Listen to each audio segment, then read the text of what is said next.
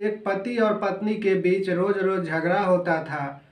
झगड़ा के बाद दोनों में तलाक हो जाती है और फिर पिता चाहते थे कि बेटा मेरे पास रहे। माँ चाहती थी कि बेटा मेरे पास रहे, लेकिन कोर्ट का नतीजा आया कि बेटा माँ के साथ रहेगा। बेटा माँ के साथ तो रहता था लेकिन हमेशा गुमसुम रहता था, इसलिए माँ को काफ़ी चिंता होती थी। लेकिन दोस्तों के साथ बेटा अपने काफ़ी खुशी रहता था और आपत्तिजनक स्थिति में एक दिन माँ अपने बेटे को दोस्तों के साथ देख लेती है। तो नमस्कार, आदाब, सत श्री अकाल। मैं आशुतोष सांडिल, आप देख रहे हैं क्राइम भूमि। दोस्तों, फिर से इस भट्टी जुर्म की दुनिया में एक नई क्राइम रोमांचक कहानी लेकर आप सबों के बीच हूँ। आज की सच्ची घटना इंडिया से नहीं बल्कि ब्रिटेन से है। आप सुनकर हैरान हो जाएंगे और परेशान हो जाएंगे कि भला कोई माँ बेटे के साथ और बेटा माँ के साथ कैसा ऐसे हरकत कर सकता है। यह सच्ची घटना ब्रिटेन की है, जहाँ पे एक लड़का होता है। उस लड़का के माँ और बाप दोनों में हमेशा झगड़ा होता था। झगड़ा से दोनों पति पत्नी परेशान रहते थे, इसलिए दोनों ने तलाक ले लिया एक दूसरे से। फिर पिता चाहता था कि बेटा मेरे साथ रहे और इधर माँ चाहती थी कि बेटा मेरे साथ रहे, लेकिन डिसीजन कोर्ट में जाता है और फिर कोर्ट डिसीजन देता है कि बेटा अपने माँ के साथ रहेगा। कोर्ट के डिसीजन के आधार पे बेटा अपने माँ के साथ रहने लगा और फिर उसके बाद हमेशा गुमसुम रहता था। लेकिन अपने दोस्तों को देखकर जब भी उसके दोस्त उसके पास आते थे तो काफ़ी खुश होता था। डेली डेली ऐसा होने पे एक दिन माँ ने छुप कर देखी कि बेटा खुश क्यों इतना रहता है दोस्तों को देखकर। जब माँ ने छुप कर देखने की कोशिश की तो वो दृश्य देखकर माँ काफ़ी हैरान हो गई, क्योंकि बेटा अपने दोस्तों के साथ आपत्तिजनक स्थिति में था और दोनों एक दूसरे से लिपटे हुए संबंध बना रहे थे। यह देख माँ को काफ़ी बुरा लगा और माँ ने बेटे को लाख समझाया और मना की कि तुम्हारा दोस्त आज के बाद कोई घर पे नहीं आएगा।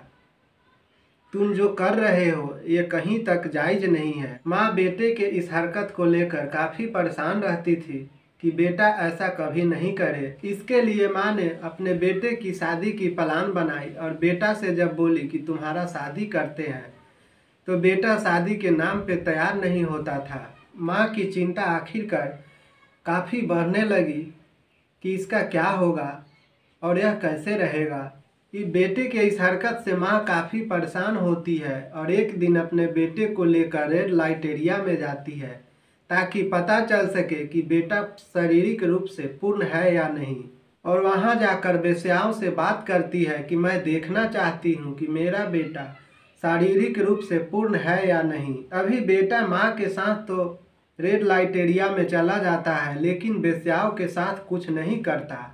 बेटे की हरकत देख माँ काफ़ी घबरा गई और सोची कि शायद पहला बार है इसलिए कुछ नहीं किया होगा। फिर दूसरे दिन माँ रेड लाइट एरिया में जाती है और एक खूबसूरत वेश्याओं को लेकर घर आती है और बेटे के कमरा में वेश्याओं को भेज देती है ताकि बेटे की मर्दानगी पता चल सके। घर पे भी वेश्याओं को आने के बाद बेटा कुछ नहीं करता तो माँ यह देख काफ़ी घबरा जाती है। माँ सोचती थी कि बेटे की मर्दानगी की पता चल जाएगी तो मैं बेटे की शादी करा दूंगी ताकि इसके दोस्तों के साथ रहना और संबंध बनाना छूट जाएगा। और बेटे की उम्र इधर 31 साल पार कर गई थी। तभी कुछ दिन बाद एक खूबसूरत वेश्याओं से रेड लाइट एरिया में बात करती है माँ और फिर उसे घर बुलाती है। उस वेश्याओं को उसके घर में नौकरानी बन के रहना पड़ेगा और उसके बेटे को अपने ओर आकर्षित करना पड़ेगा। इसके लिए तुम जो मांगोगी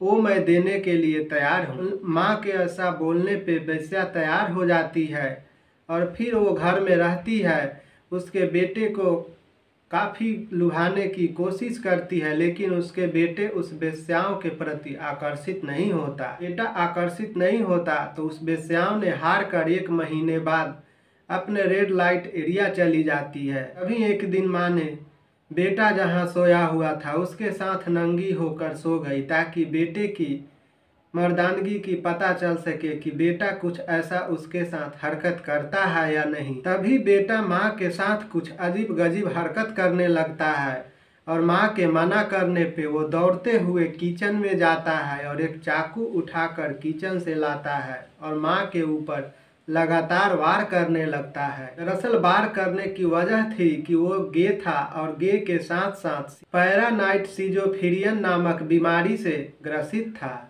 जब वह लड़का अपने पिता के साथ रहता था तो पिताजी ने उसके इलाज कराने से साफ मना कर दिया था।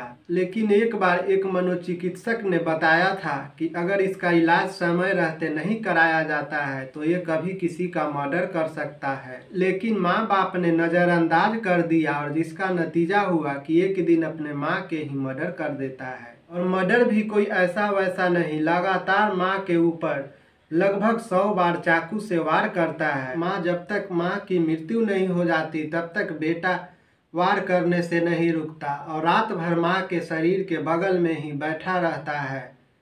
जब सुबह में एक पड़ोसन आती है तो देखकर ऐसा घर का मंजर वह चिल्लाते हुए घर से बाहर जाती है और फिर किसी ने उसी में से पुलिस को फ़ोन करती है। पुलिस वहाँ मौके पे पहुँचती है और उसके बाद उस लड़के को गिरफ्तार करके जेल में डाल देती है। इस घटना के बाद काफ़ी चर्चा का विषय बन गया यह कि लड़का कैसे अपने माँ के साथ ऐसा कैसे कर सकता है, किसी माँ ने कैसे अपने बेटे के साथ ऐसा एक्सपेरिमेंट कर सकती है।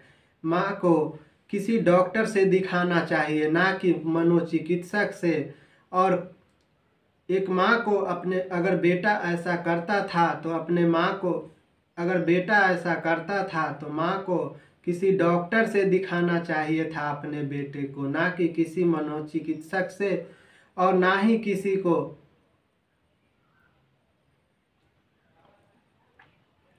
एक माँ कैसे अपने बेटे के साथ ऐसा प्रयोग कर सकती है। माँ को किसी डॉक्टर से बेटे को दिखाना चाहिए था या मनोचिकित्सक से राय लेना चाहिए था। माँ को ऐसा प्रयोग बेटे के साथ नहीं करना चाहिए था। बाकी इस कहानी पे आपकी क्या राय है कमेंट बॉक्स में ज़रूर बताएं। कहानी सुनाने का उद्देश्य किसी की दिल दुखाना और भावनाओं को ठेस पहुंचाना नहीं है, बल्कि आपको जागरूक करना है ताकि आप सतर्क रहें, सुरक्षित रहें। मिलते हैं फिर इसी तरह की नई क्राइम रोमांचक कहानी लेकर नए वीडियो में। तब तक के लिए रखिए आप अपना ख्याल। जय हिंद, जय भारत, शुभ रात्रि।